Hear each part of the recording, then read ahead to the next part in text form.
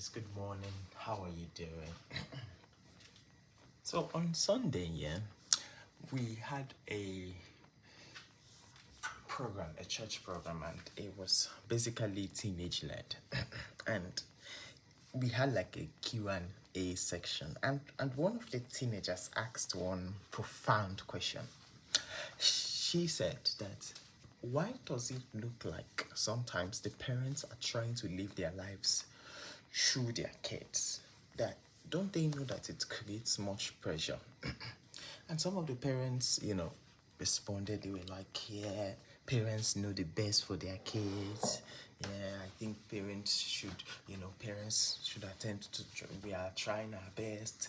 We want to give the best for our kids and the rest like that." And oh, kind of inferring that yeah, parents always know what is good for their kids.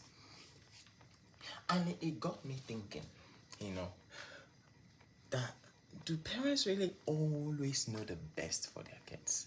Because at the end, at a point in time, I took the mic and I said, I think that parents should sometimes listen to the Holy Spirit, you know, because sometimes you don't really know the best for your kid, because each kid is going to be always different. Why do I say this?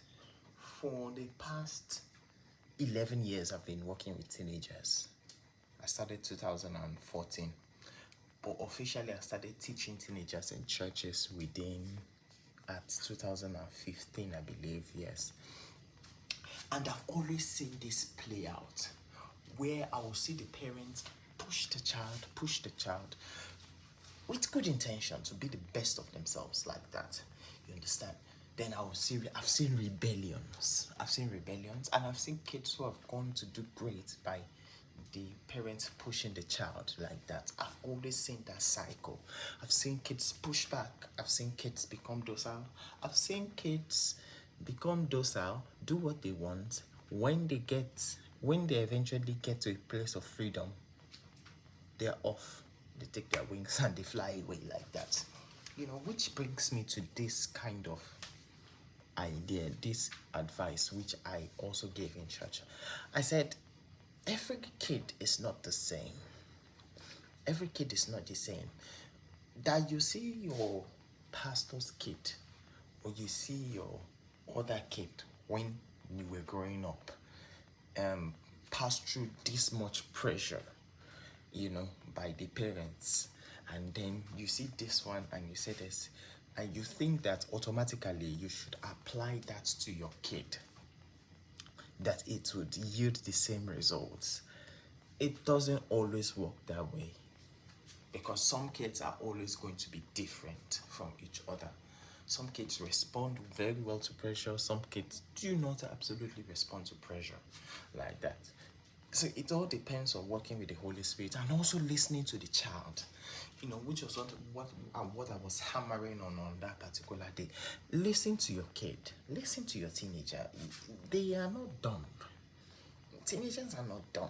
Teenagers actually tell you how, sometimes they are lackadaisical. Sometimes they can be very laid back.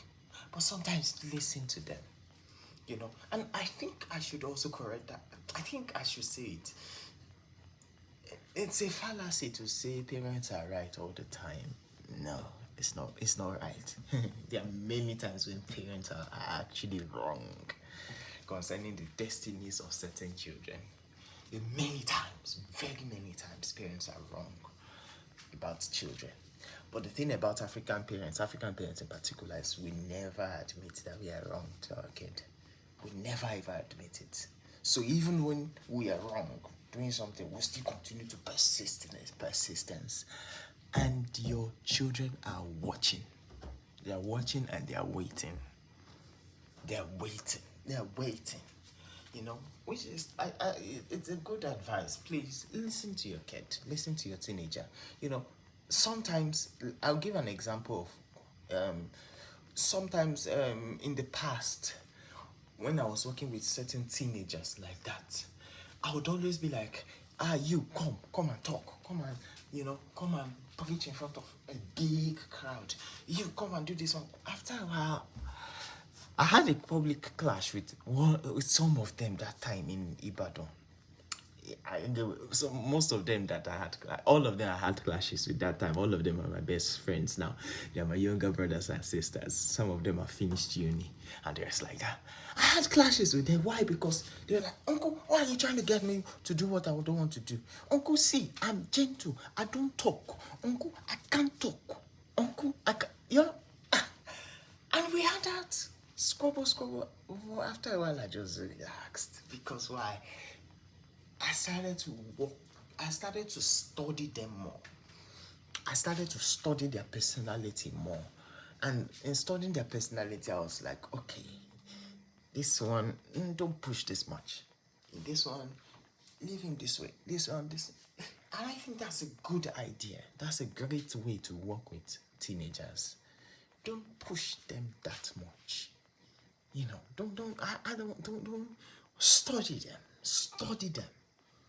Because you don't want your kid to be that kid that will go back on Twitter. I don't know why I always mention Twitter, because I'm always on the streets of Twitter. And in Twitter kind of gives you the real insights to what people really think, because they can be very, very raw on Twitter like that. You see, most of the kids that were pushed to maybe embrace, to do Christian activities, they were pushed. Eventually, some of them just leave the faith. Some of them eventually mentally become atheists. Why? Because you've pushed them to do religious activities too much without making them really understand the meaning towards it, without making them understand that it is voluntary. It's not by force. If it was Islam, it's back down, you have to. But in Christianity, it's voluntary. Following Christ is voluntary. You gotta understand that reality. You have to teach them that reality. You understand? So that when they grow up in the faith, they won't hate you. They won't hate Christ because of what you made them do. I don't know if you understand. You understand? But God be with us all. I usually pray for parents that they understand their kids more, their teenagers more like that. And one of the things I always do is I always go back when I see some of the kids crashing out, because I see them a lot. You see them crashing out in their personal spaces. You understand? Crashing out. Why do they? Why? I kind of draw the kid to the side and explain the reasons why. It's not like your parents hate you or something like that. It's just they're trying to make you be a better version of themselves. You understand? And I think sometimes that's what some parents are missing. Not some, not all. Because some parents are actually very good with explaining the reason behind certain things.